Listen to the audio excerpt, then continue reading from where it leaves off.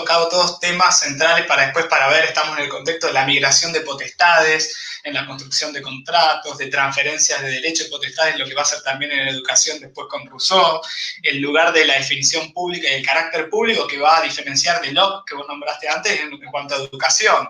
También, ¿no?, las diferencias de los distintos aportes, cómo miran, desde qué lógicas distintas, o individuales o colectivas.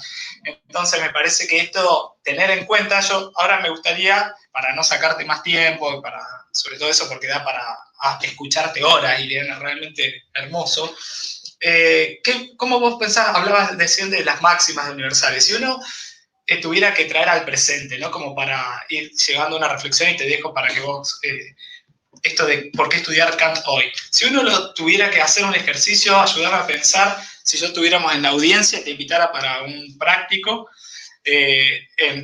acá virtual, en broma, ¿no?, con las discusiones que se están dando en un contexto contemporáneo, dos cosas que sirven a preguntar, en cuarentena, ¿no?, que uno habla, bueno, si ética, moralmente uno puede salir, si no puede salir, si es mi libertad, si no es la libertad, digamos, cómo poder leer estas cuestiones que se están por ahí en los medios de comunicación, que se están también articulando. En Estados Unidos se vio la libertad ante todo, y, ¿no?, como alguna gente, algunos sectores, ¿no?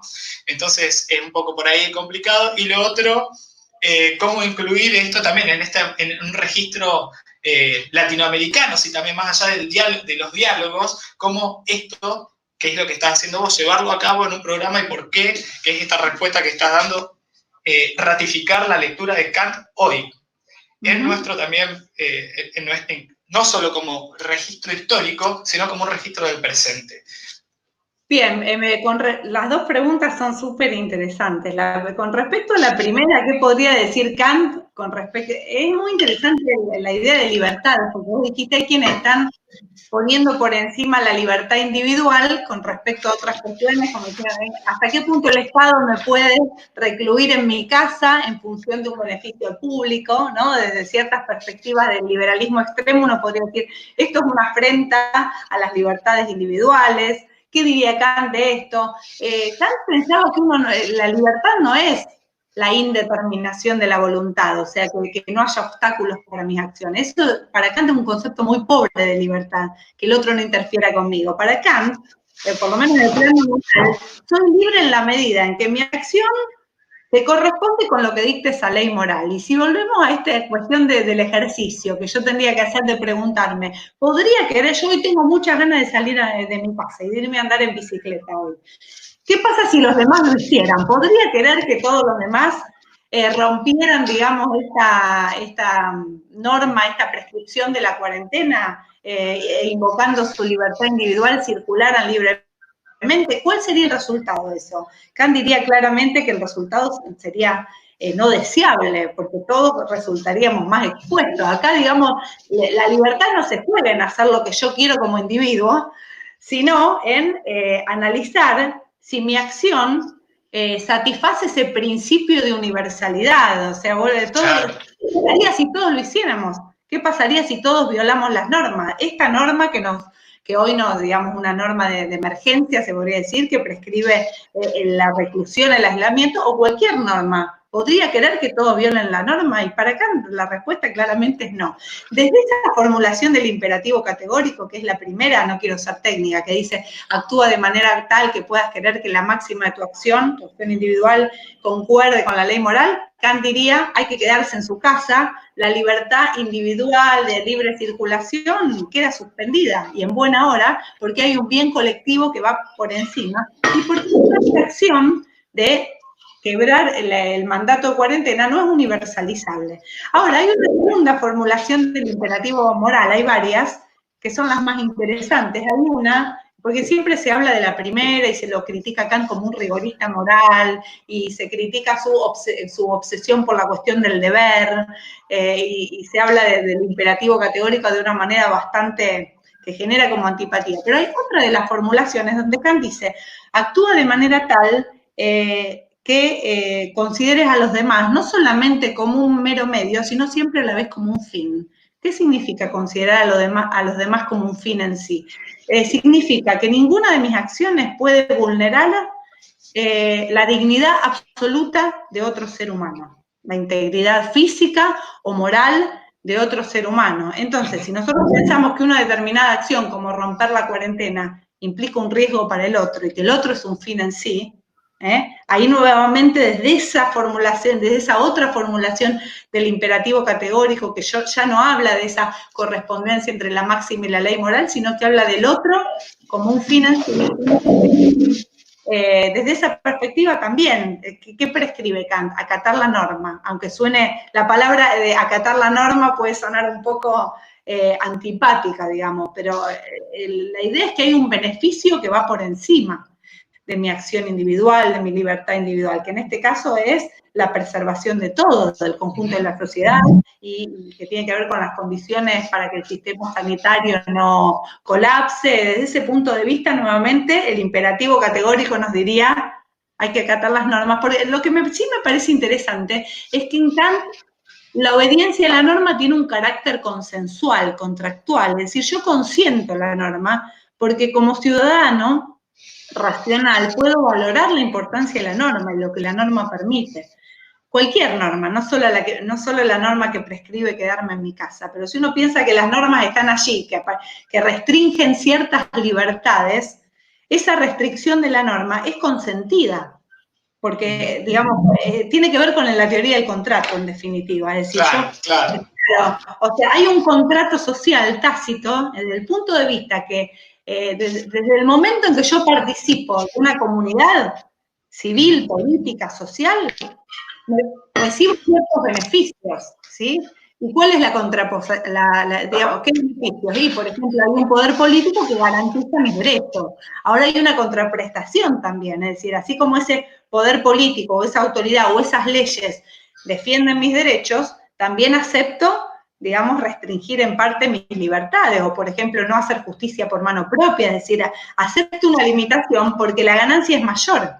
Porque ese Estado que está allí no está para limitar mis libertades, está para protegerme, para proteger mis derechos. Entonces, la norma, en el caso de Kant, no es vista como algo externo que amenaza mi libertad, sino que la norma está allí para posibilitar mi libertad y mi derecho. En Rousseau funciona de la misma manera.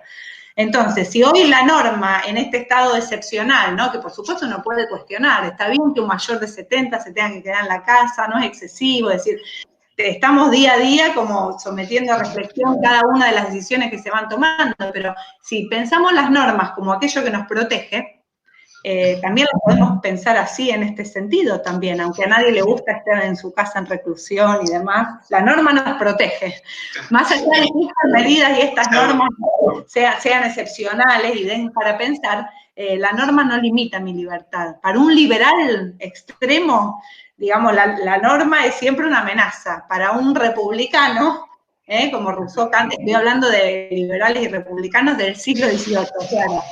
Para un republicano, la norma es lo que hace posible mi libertad y mi derecho, ¿sí? Porque si no hubiera norma en un estado de naturaleza, es la ley del más fuerte, el sálvese quien pueda, no hay nadie que me... Entonces ahí soy absolutamente libre, pero ¿libre para qué? Me pueden matar mañana.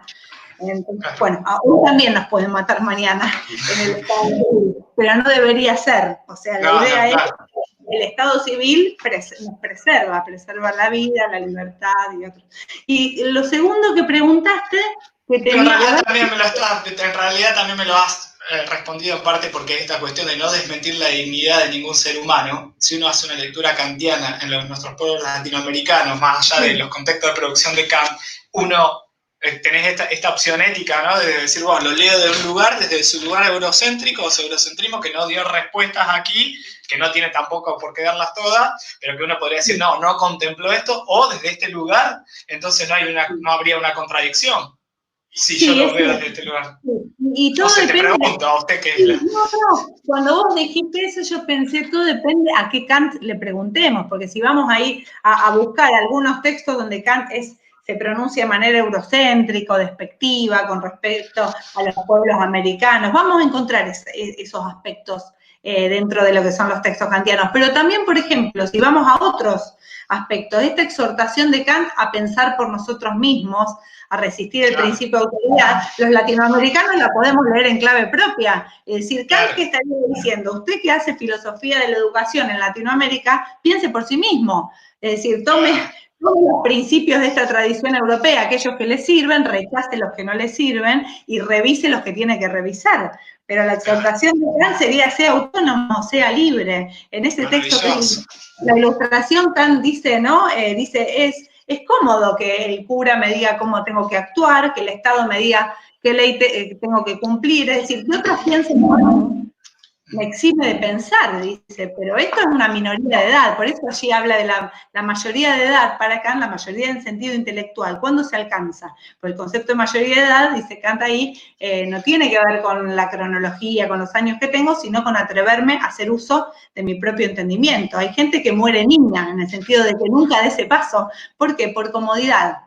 Por comodidad individual y a veces también porque hay mecanismos institucionales que me quieren tener ahí sujeto para que no piense por sí mismo. Es decir, él ahí dice, siempre hay tutores que me van a decir cómo tengo que actuar, cómo tengo que pensar. Entonces, un poco ahí la exhortación es a desafiar el principio de autoridad. Entonces, si esto lo llevamos a Latinoamérica, acá nos diría, y bueno, es latinoamericano, piense por sí mismo, porque lo que se está produciendo en Austria está muy bien para Austria, o una receta sobre el sistema educativo en Finlandia, sí, puede tener su interés, más allá del contexto propio de esa sociedad y de esa cultura, pero la tenemos que adaptar, tenemos que hacer un proceso de reconstrucción de todo eso, porque no hay recetas que funcionen en distintos contextos, y nuestra realidad está muy alejada. Entonces, también a veces cuando se importan recetas fáciles para solucionar los problemas locales, después hay una gran frustración, porque lo que funciona en Finlandia en el sistema educativo o la democracia en Holanda, no necesariamente se aplica a nuestro contexto, porque hay un montón de realidades que quedan por fuera de estas soluciones. Bueno, hablé mucho, demasiado. No, mira, maravilloso. Me da miedo mientras escucho, digo, porque se llega a cortar este sistema. Te imaginas que no lo conozco y excede un minuto y dice, su grabación ha sido borrada. Creo que me tiro del balcón. Si no quedó grabado, nos divertimos nosotros. No, maravilloso. Esto da para seguir, ya te vamos a invitar, pero aparte creo que también hay un acto de justicia, insisto en lo que había hecho en la presentación. Primero, que nos ayudes a ver a Kant ahora, y fíjate que hemos hablado de tanto la parte histórica de sus presupuestos y sus aportes filosóficos, y una lectura también en el presente, o sea, algo que nos posibilitaste maravilloso.